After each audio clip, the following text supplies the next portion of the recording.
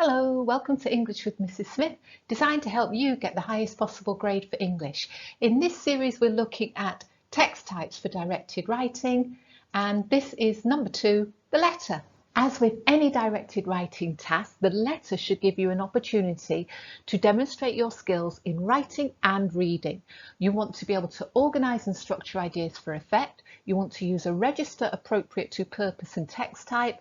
We need to select whatever is relevant for the task, demonstrate your understanding of what is expressed and suggested, and then develop those points and ideas in the letter. In this video, we're looking at writing to argue or persuade in a letter of complaint.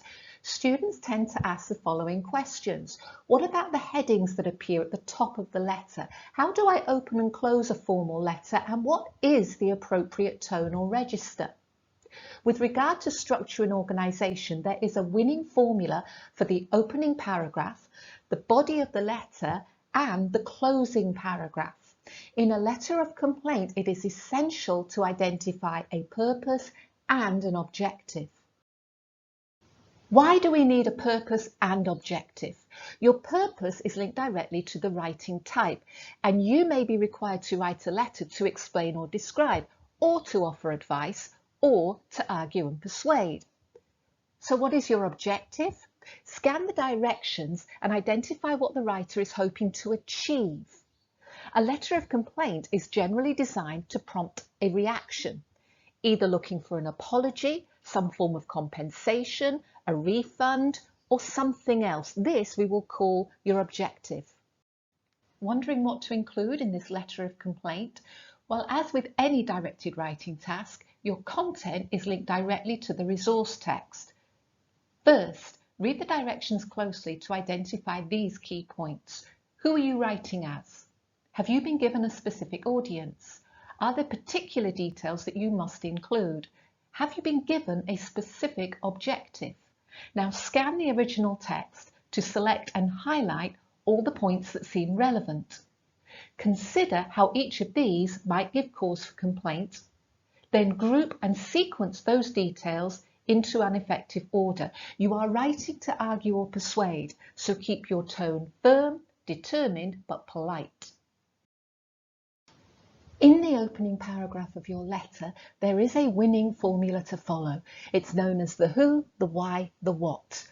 3 key ingredients that you identify briefly. Number 1, identify yourself. Who is writing to complain? A dissatisfied customer, an irate passenger, an angry reader, perhaps a disgusted parent. Who are you in relation to this complaint? Number 2, identify why you are writing to complain. Have you purchased something that was faulty? Have you had a disastrous holiday? Maybe a concert was cancelled, or maybe you're concerned about dangerous roads in your neighbourhood. Why are you writing to complain? Number 3, identify your objective, the what. What are you hoping to achieve? An exchange, a refund, compensation? Are you writing demanding that someone take action? Remember, link your objective to the cause of your complaint. Let's take a quick look at some sample opening paragraphs featuring the who, the why, the what.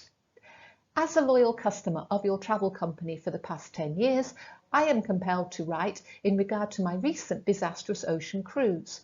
Having endured 10 days of appalling conditions, stressful confrontations, and inedible food, I feel perfectly justified in demanding a written apology and a full refund. As a regular visitor to your restaurant, I regret that I must report a most upsetting incident which has left me terribly upset and humiliated. My hope is that this letter will prompt you to resolve the problem and issue a full refund, along with some form of compensation. A complimentary meal might help to restore my confidence. Now that we have the ideal introduction, what should follow in the body of this letter? At least 3 key complaints are ideal. Remember, in each case, highlight your focus in the topic sentence and then develop detail in the supporting sentences. Each section can focus and develop 1 key point or a group of connected points from the resource text. Also notice that each section comprises one or more paragraphs. Aim for balance. You want to write at similar length for each section. Arrange your complaints in a logical sequence, especially if there is cause and effect where one mishap led directly to the next. And remember, feel free to be creative. As long as your points derive from an idea expressed or implied in the original text, an imaginative rant is likely to engage the interest of your reader and shows your ability to develop facts, ideas and opinions in an interesting way. A letter of complaint must end strongly. There are 3 ingredients for the closing paragraph.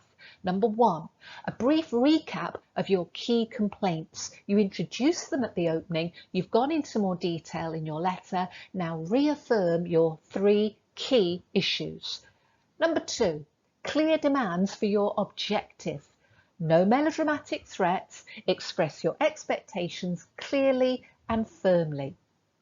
Number 3, give a specific deadline or timeline for a response. Whatever your objective, set a reasonable time by which you require a response. Let's take a quick look at a couple of examples of this closing paragraph formula: the why, the what, the when. Clearly, the meal was unsatisfactory, sabotaging hopes to impress my business colleagues and generating an entirely shambolic evening. I expect a refund for this expensive debacle, along with a complimentary meal to atone for my embarrassment, and I expect your response within the week. As outlined in detail in this letter, your product has caused me considerable humiliation. My designer leather bag was entirely ruined. The bright fuchsia stains are still visible on my hands and face. In this situation, a refund of expenses is entirely unacceptable.